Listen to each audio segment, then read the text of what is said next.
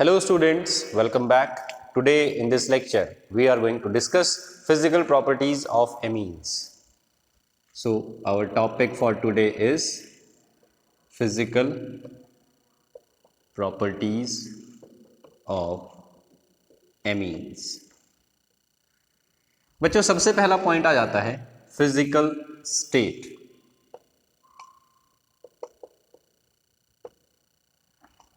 तो यहां पर फिजिकल स्टेट का मतलब है कि एमीन्स किस स्टेट में पाई जाती हैं. तो C1 से C2 जिन एमीन्स में एक कार्बन एटम या दो कार्बन एटम होते हैं, मतलब लोअर मेंबर्स कह सकते हैं हम इनको. The lower members are found in gaseous state and these are combustible, मतलब they can easily catch fire. So first two members of amines, they are gaseous in state. C3 से लेके C11 तक. Next, these 8 members, these are found in liquid state. And amines having more than 12 carbon atoms are found in C12 or more. These are found in solid state. So this is about the physical state of amines.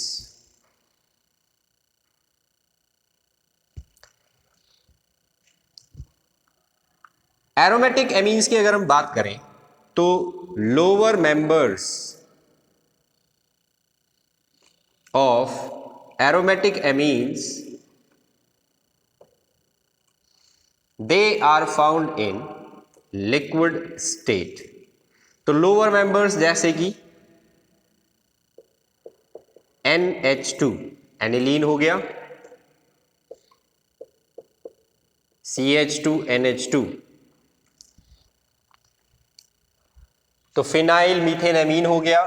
ये members जो है these are found in liquid state. लेकिन जो higher members होंगे aromatic amines के, these are found in solid state. So lower members of aromatic amines are found in liquid state and higher members of aromatic amines they are found in solid state. This was all about the physical state.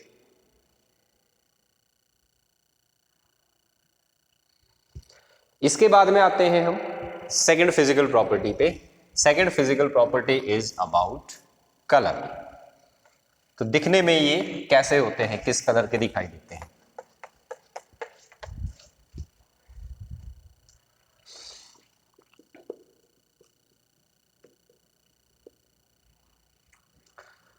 तो देखो बच्चों, freshly prepared amines are colourless in nature. जो freshly prepared amines होंगे ये कैसे होंगे, colourless होंगे. लेकिन however they may develop color after some time due to oxidation by air. तो एयर के ऑक्सीडेशन की वजह से ये जो एमीन्स हैं इनके हो सकता है कोई कलर हमें देखने को मिल जाए. This is about colour.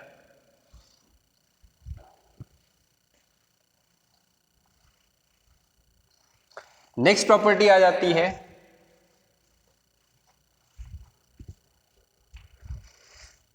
Boiling point. Third point is boiling point.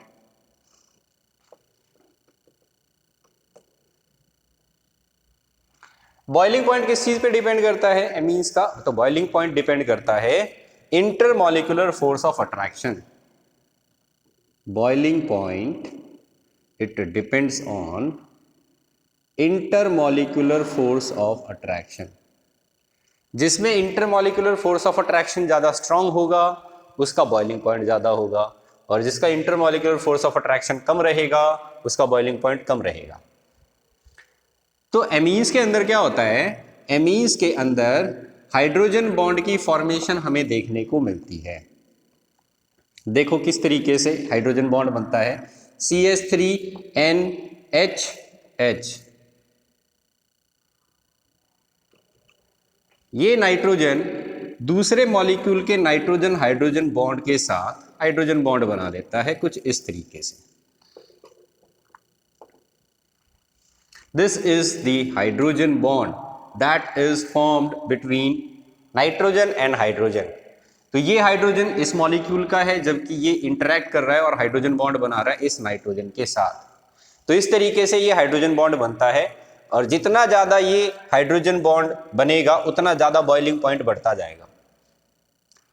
तो ये एमीन का मॉलिक्यूल कितने मॉलिक्यूल्स के साथ हाइड्रोजन बॉन्ड बना सकता है, अपने बगल में ऐसे 3 मॉलिक्यूल्स के साथ हाइड्रोजन बॉन्ड की फॉर्मेशन कर सकता है।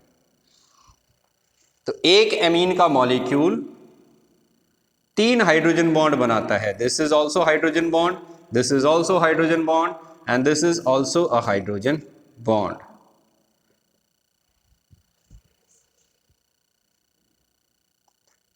तो एमीन का बॉइलिंग पॉइंट किस पे डिपेंड करेगा, it depends on the hydrogen bond formed by the molecule of amine.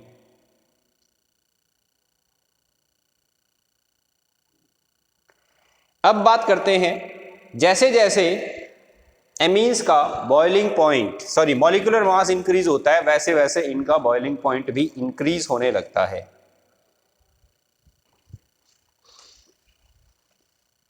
तो देखो यहां पर अगर हम इन 2 एमीन्स को कंपेयर करें और आपसे ये पूछा जाए कि किसका बॉइलिंग पॉइंट ज्यादा होगा, तो हमारे पास CH3NHH, एक तो ये मॉलिक्यूल है और दूसरा है ये वाला CH3CH2NHH।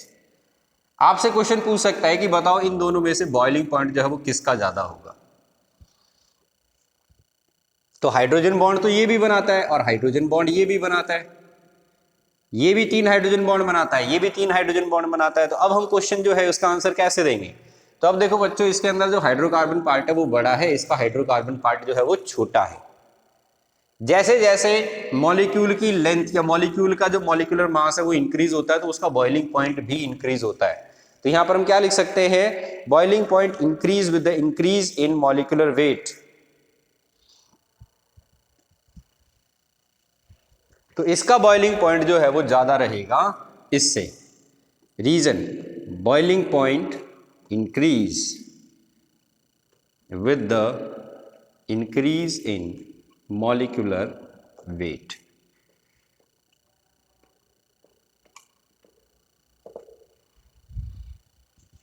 चलिए, ये दोनों एग्जांपल्स हैं प्राइमरी एमीन्स के। प्राइमरी एमीन किसको बोलते हैं, एक ऐसा एमीन जिसमें नाइट्रोजन के साथ 2-2 हाइड्रोजन लगे हुए हों। ये दोनों एग्जांपल्स हैं प्राइमरी एमीन के। अगर हम एक प्राइमरी एमीन और एक सेकेंडरी एमीन को कंपेयर करें तो किसका बॉइलिंग पॉइंट ज्यादा होगा, तो ये हमारे पास प्राइमरी एमीन है और इसको मैं कंपेयर करने जा रहा हूं इसके साथ। तो इन दोनों में से बॉइलिंग पॉइंट किसका ज्यादा होगा। Now this is 1 degree and this is 2 degree.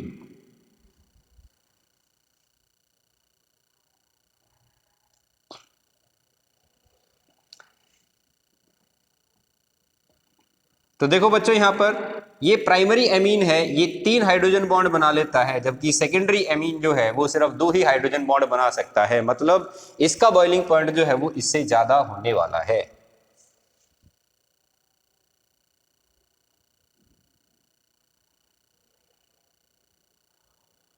तो यहां पर आप मॉलिक्यूलर मास का कंसेप्ट जो है वो नहीं दे सकते। मॉलिक्यूलर मास तो इसका ज्यादा है इससे, लेकिन यहां पर हाइड्रोजन बॉन्ड ज्यादा बन रहे हैं इससे, इस वजह से इसका बॉइलिंग पॉइंट इससे ज्यादा रहेगा। ऐसे ही अगर कोई आपसे ये पूछे कि तुम्हारे पास एक ये मॉलिक्यूल है जो कि एक प्राइमरी एमीन है और दूसरा ये मॉलिक्यूल है जो कि एक टर्शरी एमीन है,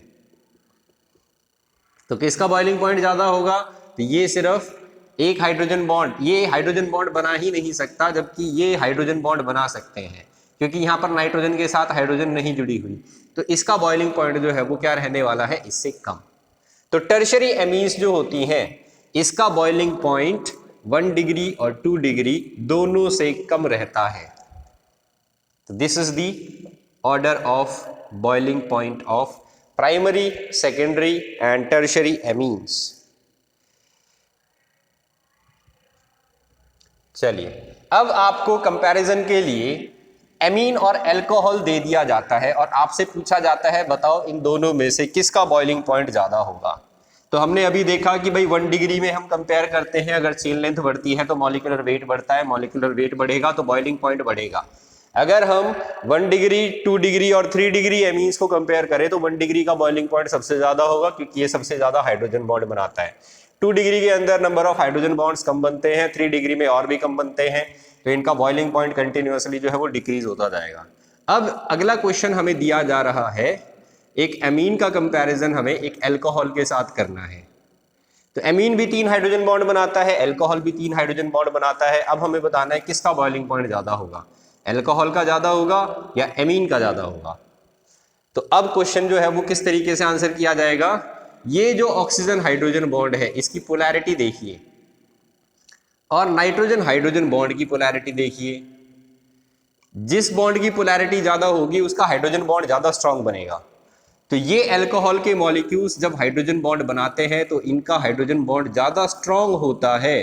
क्यों? क्योंकि ऑक्सीजन ज्यादा इलेक्ट्रोनेगेटिव है नाइट्रोजन से, इस वजह से वो इस हाइड्रोजन के ऊपर ज्यादा पॉजिटिव चार्ज क्रिएट कर पाता है, जबकि नाइट्रोजन कम इलेक्ट्रोनेगेटिव है ऑक्सीजन से, तो ये कम electro delta positive charge create कर पाएगा इस पे।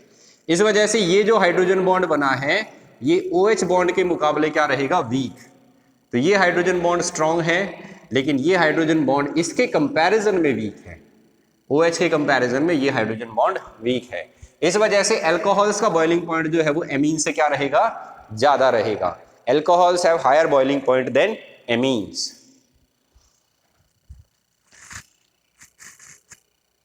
अब चलते हैं हम नेक्स्ट।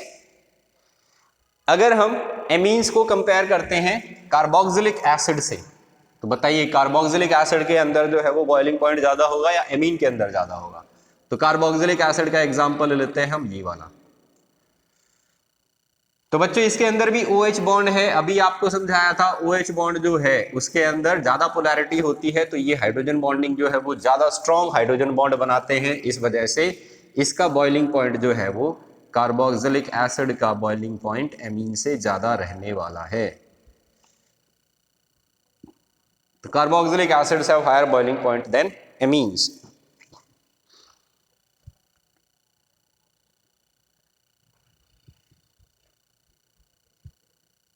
अब आ जाते हैं हम फोर्थ प्रॉपर्टी पे। Fourth property is solubility, solubility of amines in water. तो देखते हैं किस तरीके से एमीन्स जो है वो पानी में डिसॉल्व होती हैं और फिर कैसा नेचर हमें दिखाती है।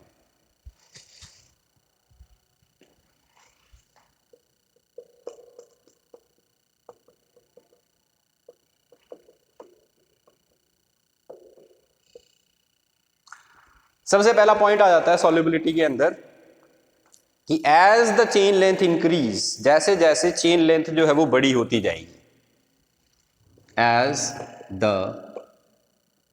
Chain length of hydrocarbon increase,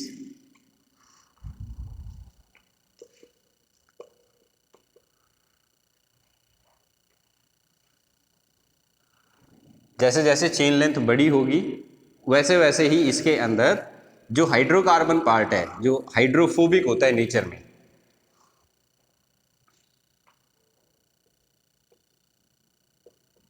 hydrophobic factor increase, hence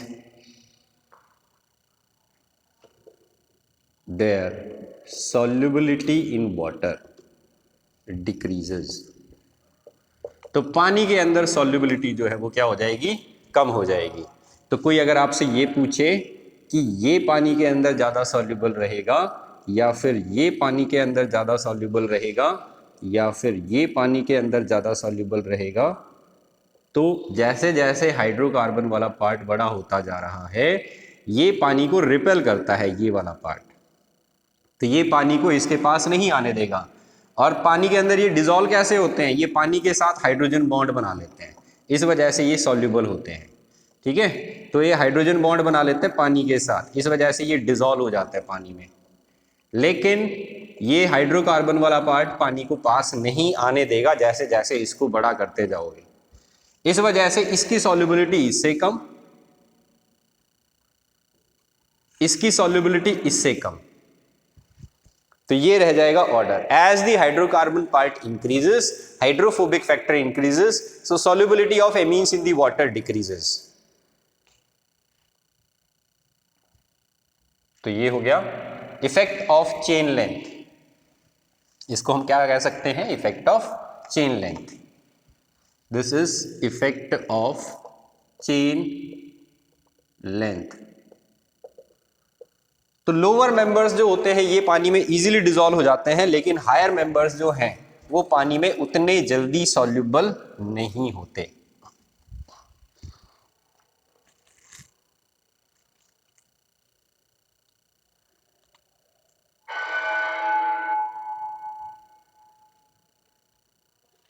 जितना ज़्यादा इस चेन लेंथ को हम बड़ा करते जाएंगे उतना ही ज़्यादा दिक्कत आएगी हाइड्रोजन बॉन्ड बनाने में, क्योंकि ये चेन जो है वो क्या कर लेती है, कॉइल हो जाती है इस NH2 ग्रुप के साथ।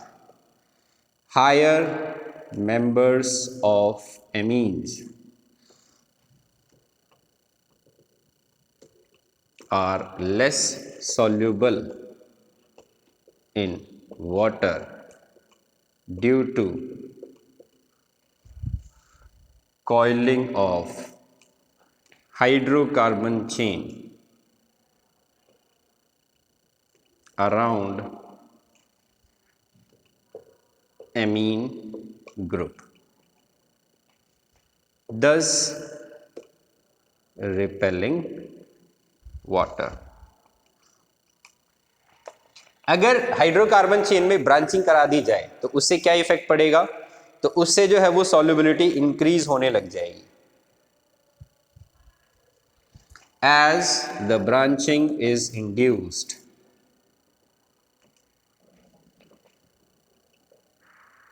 इन हाइड्रोकार्बन चेन,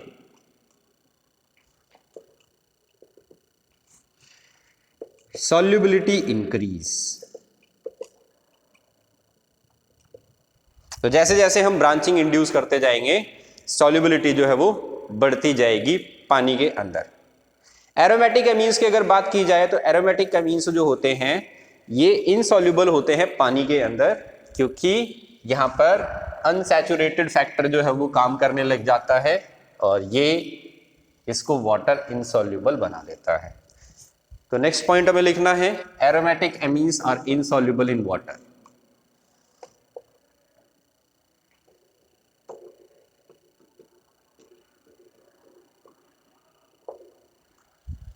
तो ये पॉइंट था सॉल्युबिलिटी के बारे में।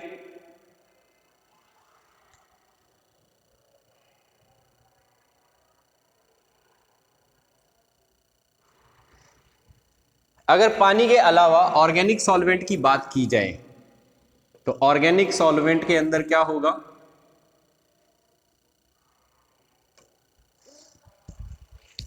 All the amines they are readily soluble in organic solvent such as benzene, ether, CCl4, etc. All amines are soluble in organic solvent such as CCl4, benzene, ether etcetera. तो ये हो जाते हैं factors जो physical properties को determine करते हैं इसमें हमने डिस्कस किया boiling point, solubility, physical state, colour. तो बच्चों यहाँ से जो है वो क्वेश्चंस आपको मिल सकते हैं, स्पेशली बॉइलिंग पॉइंट और सॉल्युबिलिटी को आप ध्यान रखना। This is all. Next lecture में हम स्टडी करेंगे केमिकल प्रॉपर्टीज के बारे में।